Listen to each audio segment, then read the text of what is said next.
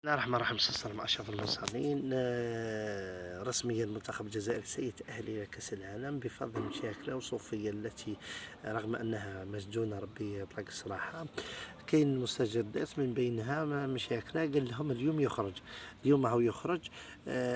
نلعبوا قدوة الأربعاء، نلعبوا ضد مالي، ومن بعد كي نلعبوا ضد السويد مباشرة تطير إلى قطر حسب ما قاله مشاكله في البث المباشر. هذا الصحفي الشاوي الذي يسكن في فرنسا.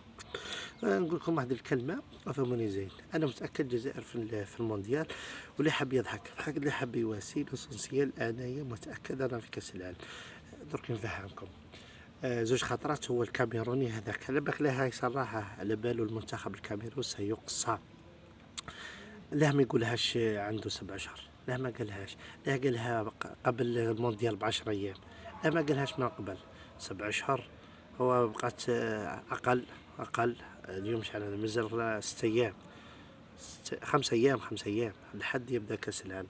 لا ما قالهاش من قبل، لأن المنتخب الكاميروني مقصي من كأس العالم. ومشيك هذا الإنسان الطيب، إنسان الودود الذي يحب وغير على علمه. قال لكم الجزائر في المونديال، أنا متأكد الجزائر في المونديال.